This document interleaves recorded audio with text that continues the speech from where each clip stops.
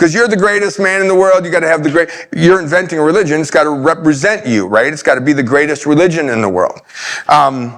When President Trump was the president of the United States, I had walked past his Trump Hotel in Washington, D.C., and I'm like, oh my gosh, this is over the top. I mean, this is so, but it has his name on it, so everything Donald Trump did was like over the top. And I asked people, well, if Donald Trump was president and he decided to make a religion, do you think it would be just sort of a, third, second class, whatever, you know what I mean? No, he would go over the top. It would be creme de la creme, as best as it can be. So Constantine, that's what he set out to do, but he didn't have any source material to look at for how to make a religion, at least not from the disciples of Jesus, because they were meeting in secret and in small groups and in hiding.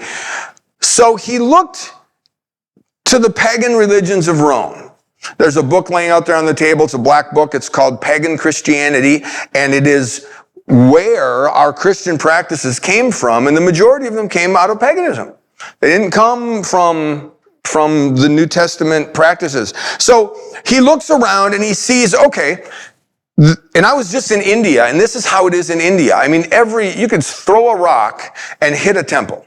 There's a temple everywhere. There's just, and there's every little different god. And sometimes it's 25 temples to the same god and the same statue of this monkey god. And there's a person who runs that temple, and they have their meetings every week, and people come to the temple and they have their temple meeting, and it's like, oh. So it was a pagan culture like that. So Constantine looks at his culture and he says, well, these people have temples. They have buildings. So we're going to have buildings for our religion. And they have a priest to run the temple. That's why the Catholic Church and the Anglican churches call the guy running it a priest. It didn't come from the New Testament. It came from the copying paganism at the time of Constantine. They have an altar in the temple where they put an animal sacrifice on the altar. So Constantine said, well, these Christians, they claim that Jesus is their sacrifice, so we'll put the body and blood of Jesus on the altar. And that's where that whole Eucharist came from. That's why the front of most church buildings has something that looks like an altar in the front. Nobody did that in the New Testament. It came from paganism, and all the way through. They have special schools to teach the priests how to run their religion. So we'll develop special schools to teach our priests how to run our religion. And that's actually the origin for Bible schools and seminaries. Not in the New Testament. It's where it comes from. They wear special robes. Well, okay, so we'll have special clothes for the priests and special hats and all of it. They have, choirs, everything. They copied paganism and brought it in and just put Christian labels on it. Rome was full of statues to the different gods that they served. And all Constantine did is relabel them. He took the label from, I don't even know the exact, like Apollos, and he put on there Peter. They even had an idol, a statue of a woman holding a baby. So they said, well, that'll be Mary and Jesus then. They just relabeled it. And that's where all that stuff comes from. So if you go into a Catholic church and you see all of this imagery and you're like, oh my gosh, that's where the origin of all this is. Now, you and I, we would maybe call ourselves Protestants, right? And the word Protestant comes from Protestant. So we're protesting against some of those things in the Catholic Church and the abuses of the Catholic Church. But the Protestant reformers didn't change a lot of the practices of the church. They just changed a little bit of the theology. And in the practices, the only two things they really changed were, because they still wanted to meet on Sunday mornings and have the buildings and have the clergy, people running the system and all of that. They didn't want to change any of that.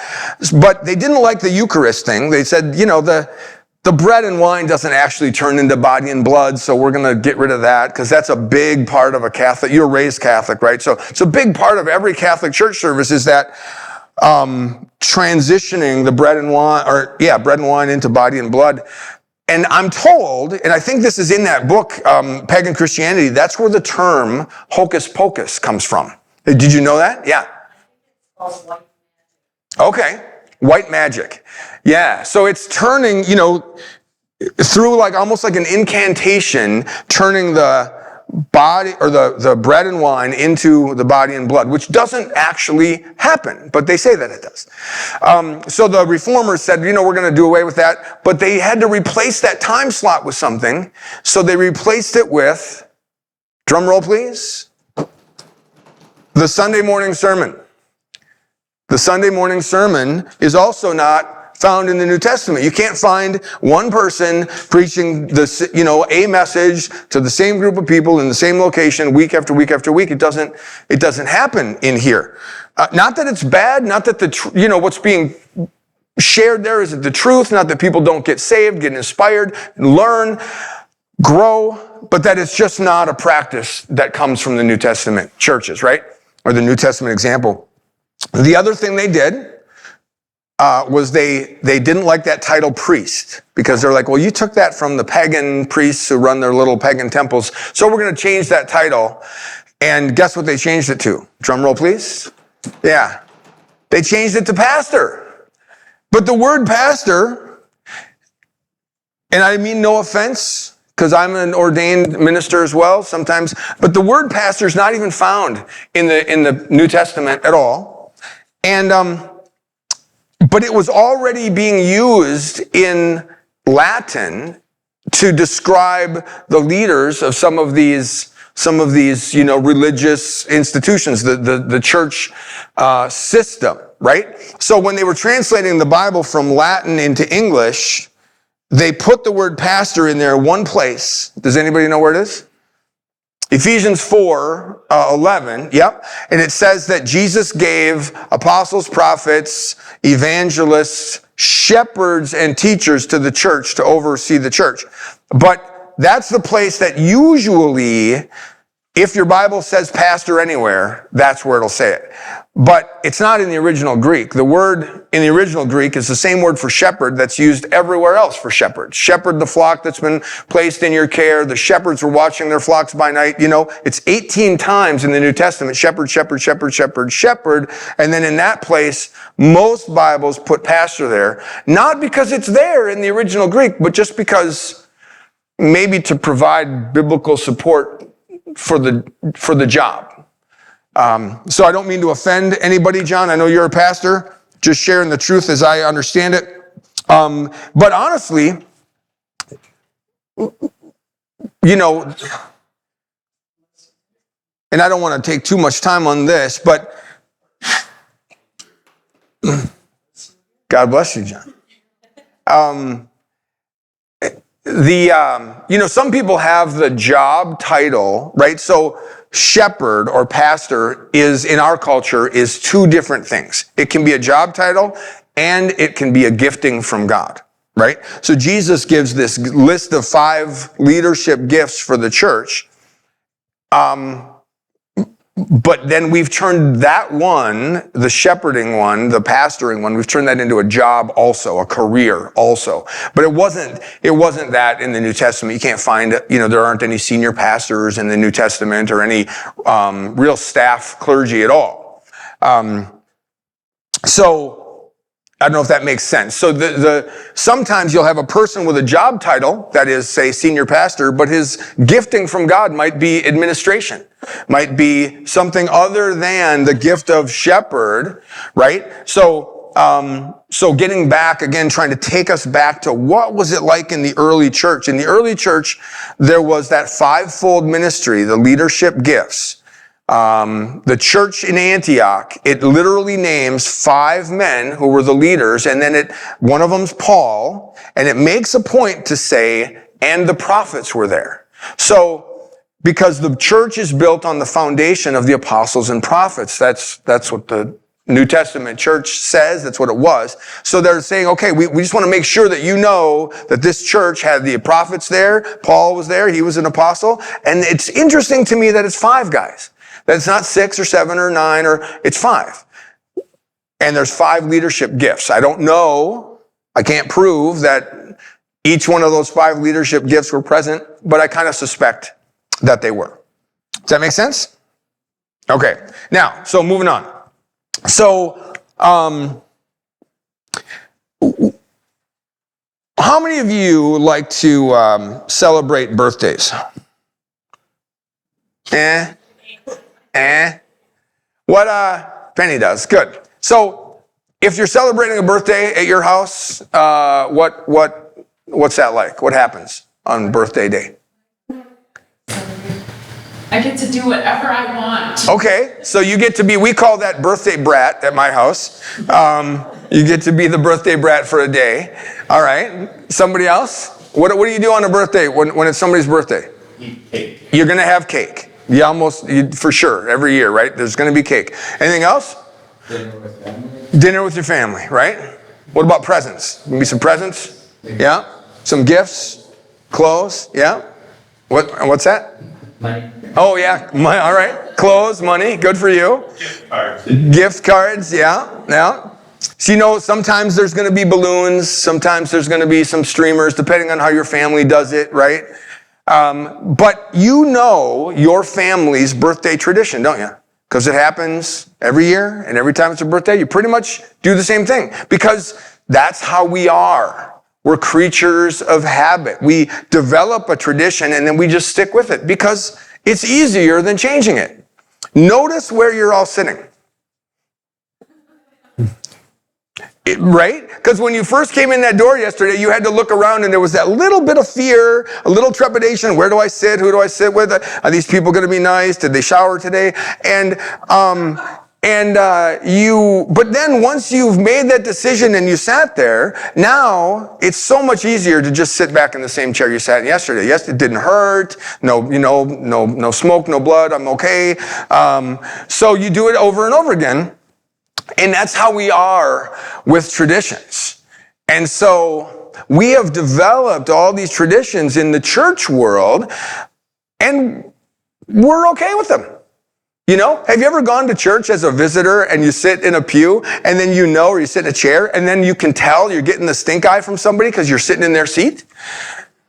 I've done that because, we're people of habit, tradition. People are like, hey, I always sit there. We should just have labels. This is so-and-so's seat. What about Christmas? How many of you like to celebrate Christmas? You don't? Okay. You guys like Christmas? Yeah. What do you do for Christmas at your house? Do you do a tree? Do you decorate the tree? Yeah. Do you put other decorations around in the house? Maybe like this one right here looks like a Christmas. What is this? This is yeah. What's this called? Poinsettia. Poinsettia. Right. So these are all over the place at Christmas time. And so we decorate for Christmas, and then underneath the tree, what accumulates? At least at our house, they just slowly accumulate there, right? Presents. They keep getting wrapped, and they get, you guys have to hide them until the last minute? No, I was thinking. Oh, cat hair. Well, yeah, that accumulates everywhere. So the presents accumulate, and then the day comes, and I don't know what your tradition is, but every year, you pretty much do something similar, don't you? Like, right? We at our house, we have this tradition of doing comfort food. We just fill the oven with all of our favorite, tater tot, sausage, cheese, casseroles, and all that stuff. And then while we're opening our presents in the morning, having coffee and some pastries, we're all saving room for all the stuff the smells that are coming out of the kitchen. And that's just become our tradition. I don't know how that happened. It just did, and we love it, and we just keep doing it. Now, let me ask you something about traditions, though. Are traditions bad? Or are they good? Are they okay? How does God feel about our traditions? Okay, depends on how we feel about them. Okay, say more about that. What do you mean? Well, our traditions can replace the truth. Ted Lee's famous line that I quote him on all the time, he said, traditions are peer pressure from dead people. I like that. When you go to a church and you say, well, we've always done it that way, or when someone has converted from Catholicism to a evangelical church, the family is very upset if a baby isn't baptized. Yeah. Yeah. Mm-hmm. But what is the line that is usually said? Grandma would be so upset. Well, Grandma's been dead for 30 years. Right. She'd be rolling over in her grave, they'll say. But they're putting peer pressure on you from a dead person to follow a tradition. Yeah, yeah. So if our traditions mask the truth and we substitute tradition for substance, then I don't think God's happy with it. Right. If we are, every year he had the people come to Jerusalem for the feast days and come to make the sacrifice and things. Yeah. So those were traditions that were rooted in what God had commanded them to do. Instituted by God, yeah. Instituted by God. So if we have traditions that are instituted by God, then I'm sure that God is going to be fine with those, as long as we don't make it more about the tradition than we do about God. Yeah, amen. Thank you very much. I appreciate that.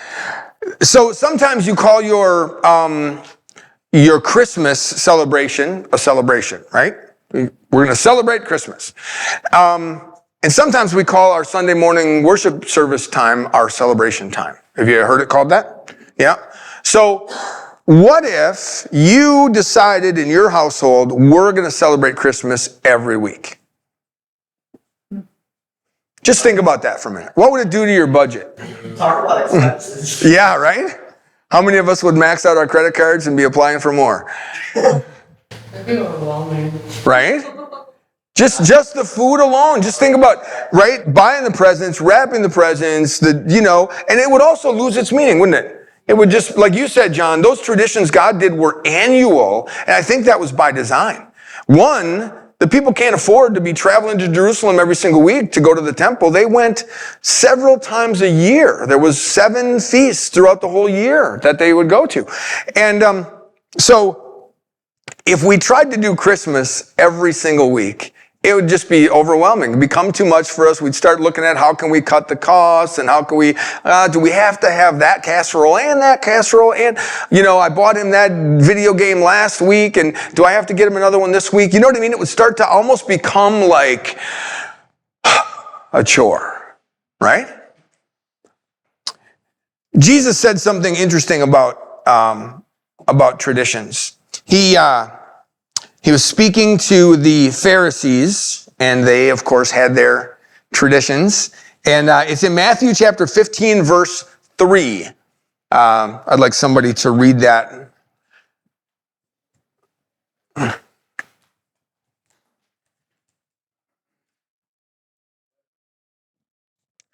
Matthew 15, 3.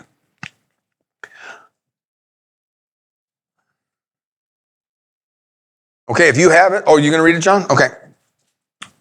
He answered and said to them, "Why do you also transgress the commandment of God because of your tradition?" Let's have a few more read it in different translations. His says transgress. Why do you transgress the commandment? Diane? No, Luis wants to read. He just needs a microphone. There we go. Jesus replied, "And why do you, by your traditions, violate the direct commandments of God?" Wow. So let's just keep track of some of these descriptive words that Jesus uses. We've got violate and transgress so far. Anybody else have a different word to describe what people do with their traditions?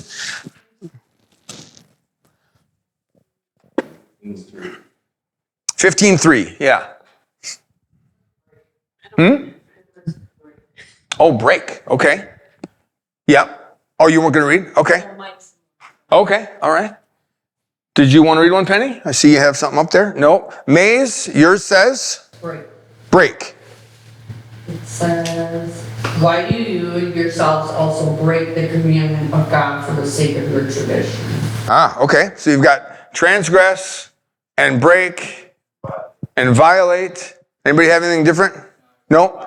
Yep. So if you read through several, like if you go to Bible Hub and look at this verse and read through all the translations, it's got, why do you ignore the commands of God? Why do you break the commands of God? for the sake of your traditions.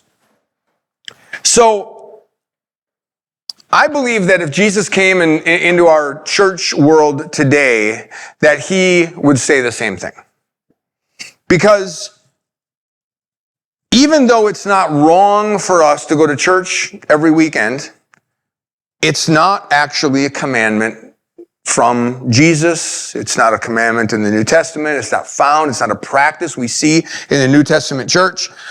Even like I mentioned in my own story, I thought I was supposed to plant a church, but plant churches isn't found here. It's just a tradition, just something. It's a terminology that we like to use. What is in the church world that you're aware of? What is or what are the main expectations of the people who are part of that church system? What's required of people who go to church? Giving. Okay, give some money. Mm-hmm. Yep. Attend, right? So you've got attend the meetings, give some money. Okay, membership. If they're a church that has membership, a lot of them do. What else do they want you to do? Thank you. They want you to volunteer. Mm-hmm. Read the book. They want you to read the book. Yes. And that's good. And I hope that people do read the book. That's something we should be doing. Those other three that were just mentioned, attend the meetings, give some money, and volunteer in the programs, those are the requirements of every religion on earth. Doesn't matter if you're a Muslim or you're a Hindu or you're a Buddhist or you're a Christian. Those are pretty much what the big three. That's what they want. And every club. Right. So some people say, and I've heard people say even of themselves and their own church, they say this has just turned into a religious social club. Not about reaching the lost, not about making disciples of all nations, but just about me, kind of my comfort and being around people who are like me and all of that. And that's not what it's supposed to be, right? Well, it was attend, give, Volunteer. was it for? Read the book. Yeah, the fourth one is read. Yeah, but let's be careful with that one, because the church you go to encourages that, but the church that you were raised in, Debbie, did your church encourage you to read the Bible? Never read the Bible. No. Did they encourage you not to read the Bible? I wouldn't say not. Okay. Just that it was nowhere wrong. Okay. Yeah, because I've heard Catholics who've been told by their priests, don't read it, you can't understand it, you need me to interpret it for you, so. Priest, German Catholic, and she said that only the priest was allowed to tell you what you were allowed to learn. Mm-hmm. She said she never opened up a Bible. Right? Yeah, so see, that's why I'm saying let's be careful with that one. There are some, churches, congregations, denominations that encourage reading the Bible, and then even better than reading it is doing it. Read it and put it into practice. Otherwise, you can mature askew. So there are some things that Jesus commanded us to do, and I'm pointing this out because I want to show you the difference, right? That Jesus commanded us to preach the gospel. Jesus commanded us to make disciples. Jesus commanded us to love our enemies and turn the other cheek and give to everyone who asks of you. But in most churches that I'm familiar with, and even the churches I used to be on staff at, as long as you attended the meetings, gave some money, and volunteered in the programs, you were a good member in good standing, and they didn't care. They wouldn't say this out loud, but by their actions, they didn't care if you ever shared the gospel. They didn't care if you made a disciple or were a disciple. They didn't care if you turned the other cheek or loved your enemies or any of the... So the commands of Jesus are not even really emphasized to be obeyed in most of the church world today. Doesn't that blow your mind? So what we've done is we've taken these traditions, come to meeting and give some money and volunteer, teach Sunday school, mow the grass, whatever, and we've elevated those above the commands of Jesus.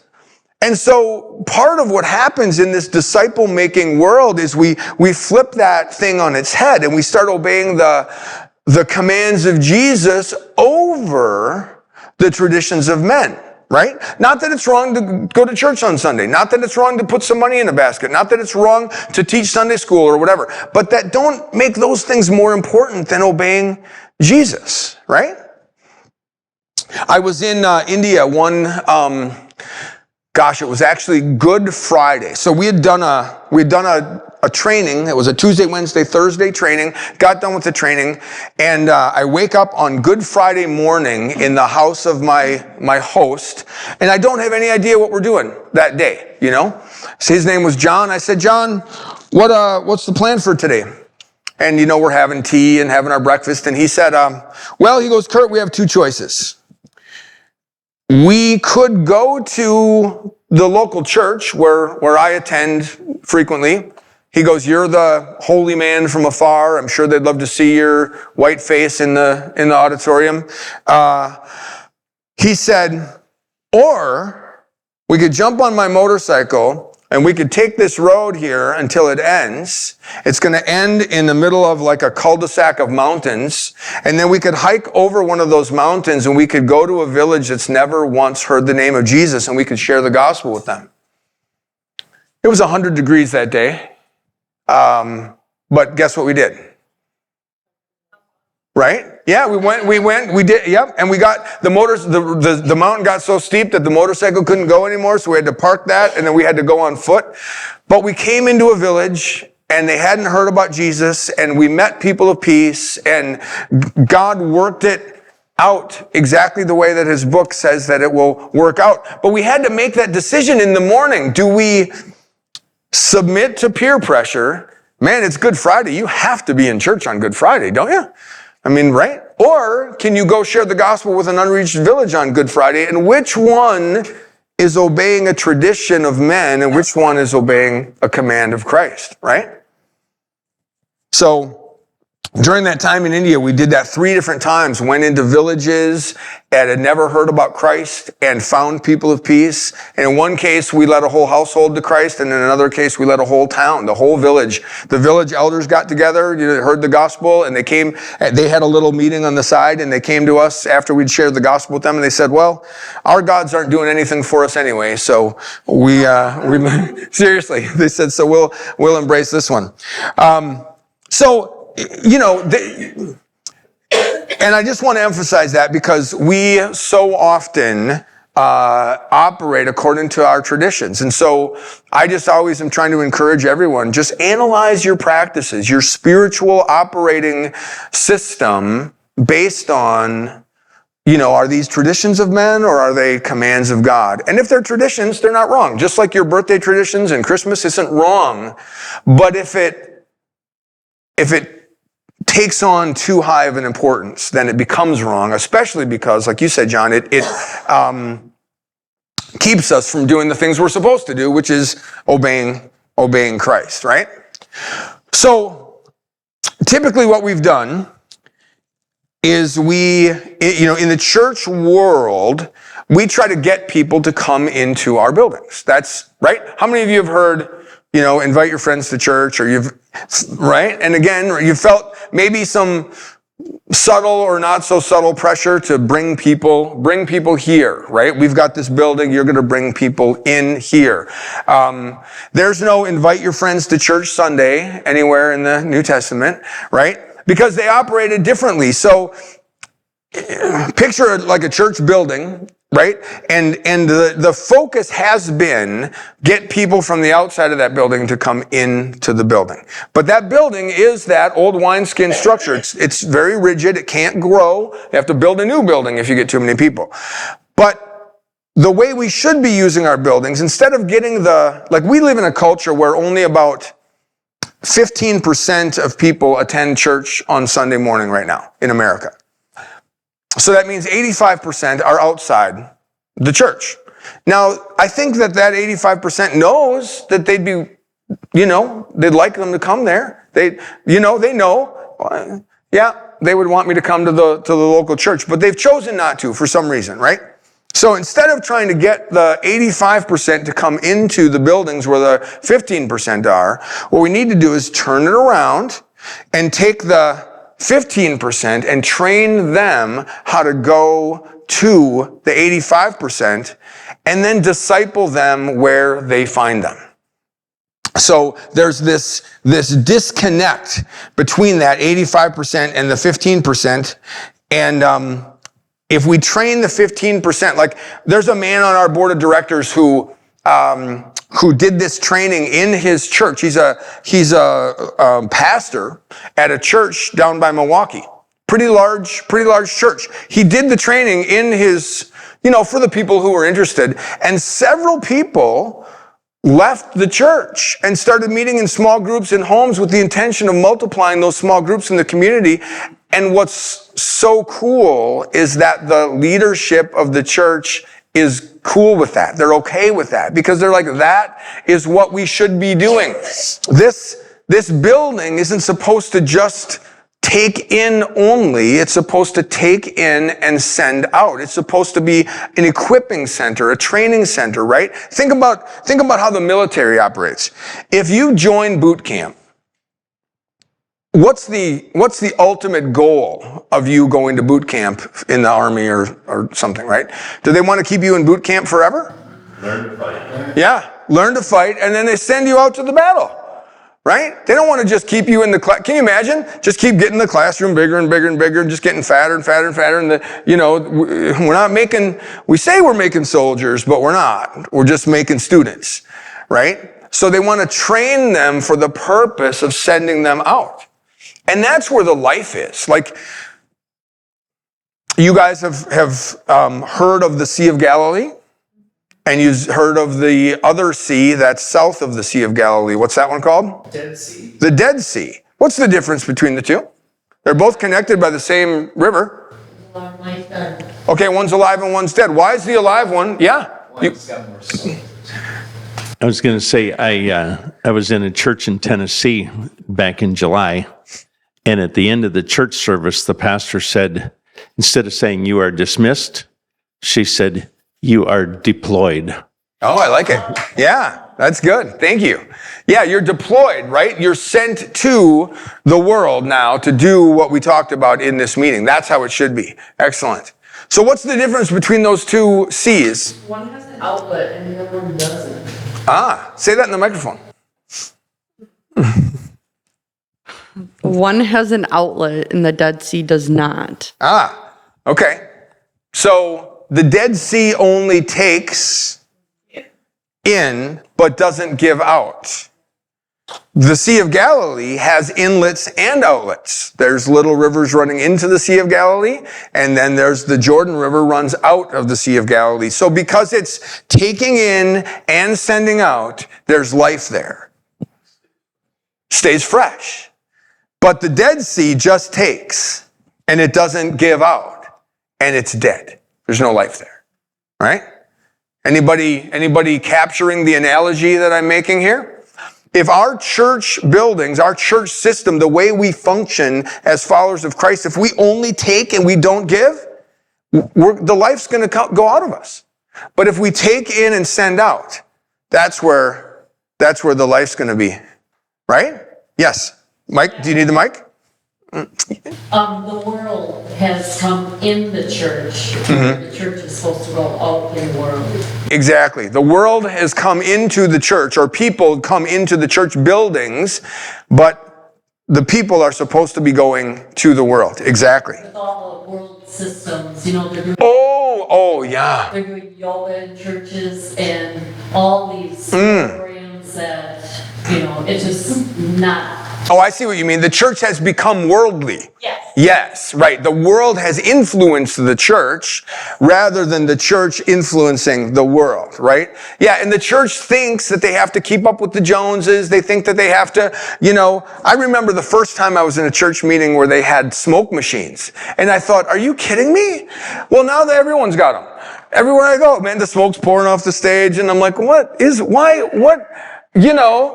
What's the point of that? Yeah. I was in a church in India. I think it's the largest church in all of India, and it's in the city of Hyderabad, and they have 18,000 people at a service, and they have 5 services on a weekend. And they divide up men to women, so the men sit on one side and the women sit on the other side. But they got those big booms with the cameras, there's a person riding the boom while aiming the camera, and there's jumbotrons everywhere, smoke machines, lights. And I actually got invited into the pastor's office after the service. And so it was a Saturday night service. And so the service ends, everybody leaves. It was like being at the circus, like a carnival. It was insane. Even outside, booths and tents everywhere, selling every little trinket you can imagine. The pastor takes me into his office, and the man who had invited me there says to this pastor, "What is that? 18 times 5. Is that 60,000 or no, it's more than that. 90,000 people on a weekend. So it's a lot, right?" And takes me into the pastor's office, and he introduces me to the pastor as, this man runs a discipleship ministry, and he's making disciples who make disciples, and they're multiplying all around the world. And the pastor said this. He said, "What can he teach me? Can't you see that I know how to do it?"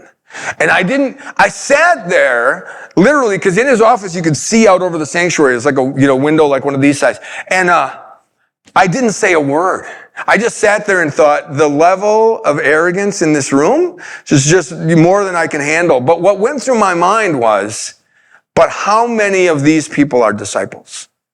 Probably none. So I don't care how big you can build your building and how many people you can put in your building. Jesus didn't tell you to go build big buildings and fill them with bodies. He told you to go make disciples. And, so that's not what I saw happening there.